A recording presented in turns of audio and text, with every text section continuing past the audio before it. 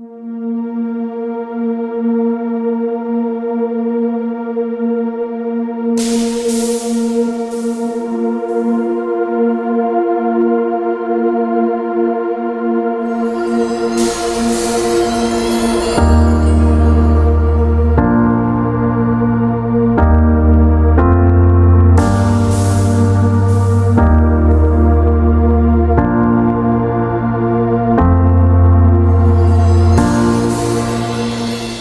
am Dr. Samson Ukweku, Associate Professor of Metal Design at the Department of Fine and Applied Arts, University of Benin City. I've been in this lecturing business about 2 decades now in the department here, University of Benin here, and I have taken part in several group exhibitions, and I also carry out several solo exhibitions. This is just the latest exhibition I've engaged in, and it has to do with discussing and visual presentation of the activities and some of these issues results from oil exploration and exploitation in the Niger Delta region. And the aim of the exhibition is to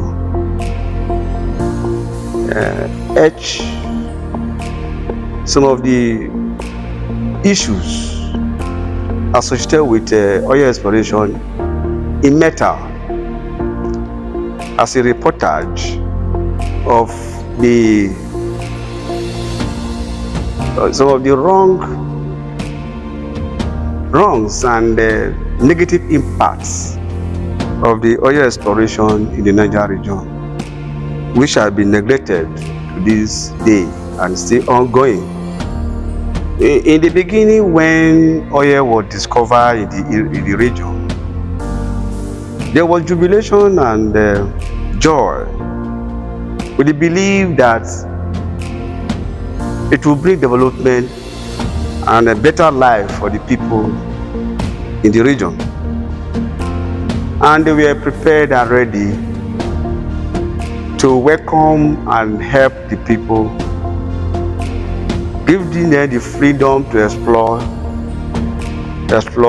and then exploit the oil in the area. And this was carried out with freedom given to them by the people, particularly the foreign oil explorer that came to the region to produce or develop and produce crude oil from the region.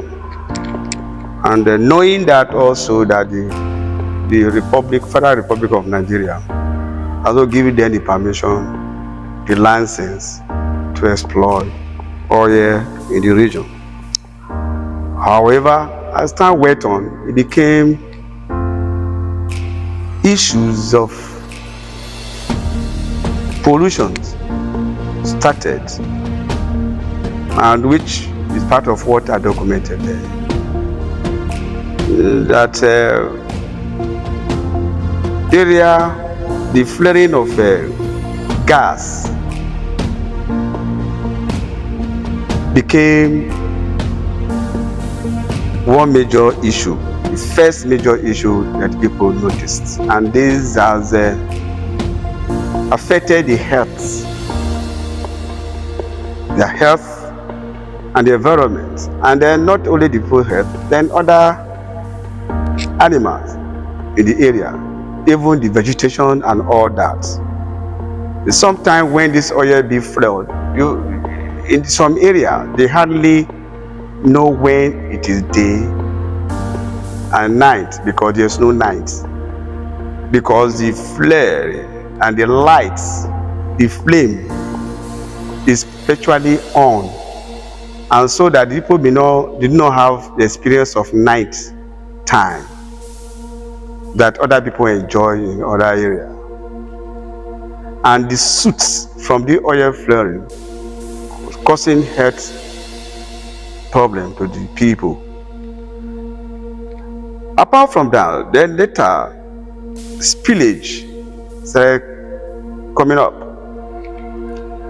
Broken pipes, sometimes damage to the pipes. Oil become an issue on the area, which now cause ecological problem, both on the aquatic and those animals on the land. And the people of the Niger Delta region, before the exploration of oil, depended on the water, the rivers, the sea, and for their livelihood, because most of them were fishermen, and fishing was a major occupation. And with the spillage of this crude oil, they were not deprived of their occupational opportunities, and then driven to other activities and deprived from carrying out their own business. And then the environment where the vegetation was also affected, and the ground where they used to till to plant certain stable food crops were also affected, and then they jeopardized too. That's also been jeopardized, and this has caused them a lot of problems. Yet the places, and if you go to the area where these things are developed, the oil is being processed, are not developed at all.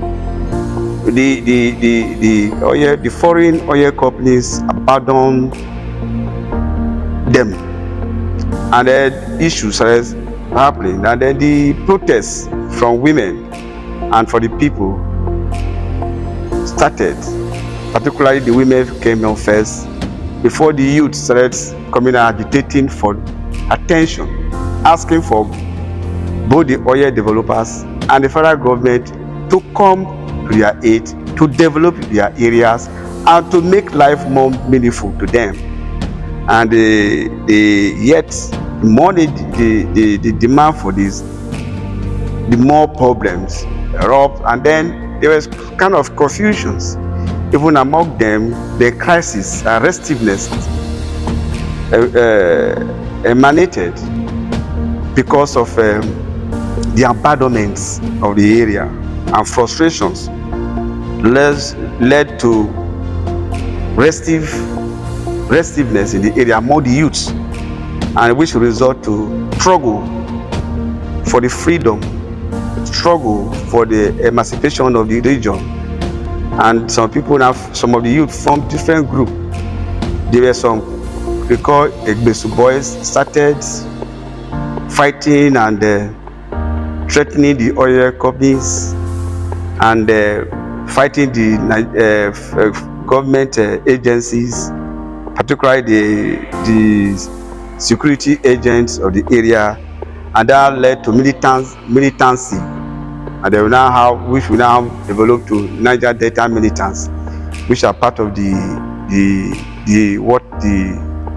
exhibition is trying to represent.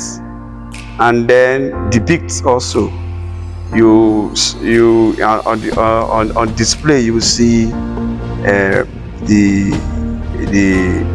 one of the exhibits depicting militancy and militants, then some depicting the oil spillage, aftermath oil spillage and all that, and then the activists who happen to also come in to ask, to agitate for better life for the people.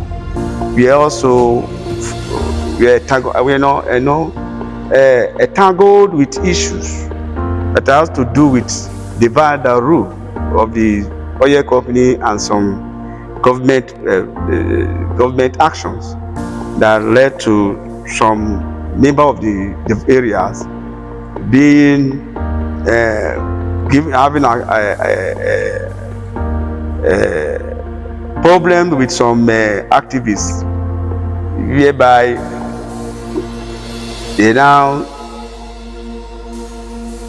now became issues of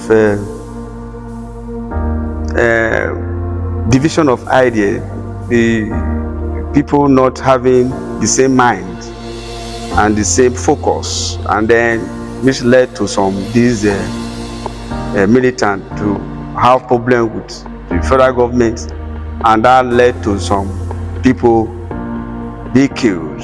And these people, some of them, the particular event is that of the Ogoni 9, which also involved Kensaro Wiwa, the late Kensaro Wiwa, who was an activist during that time.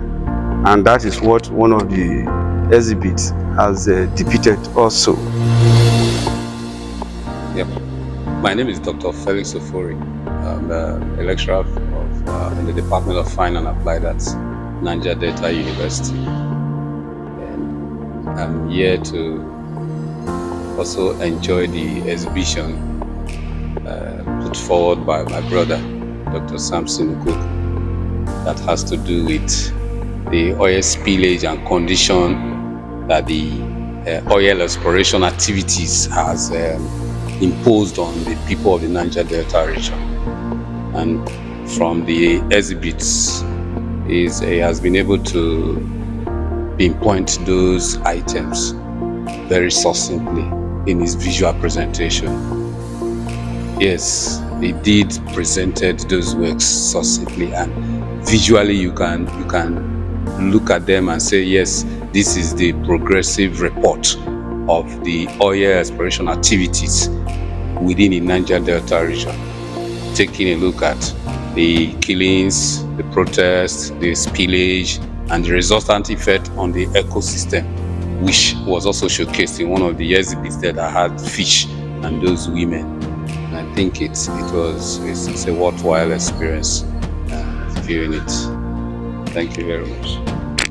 So, the people are still asking and still agitating that the oil belongs to them and the resources in Niger Delta belong to them.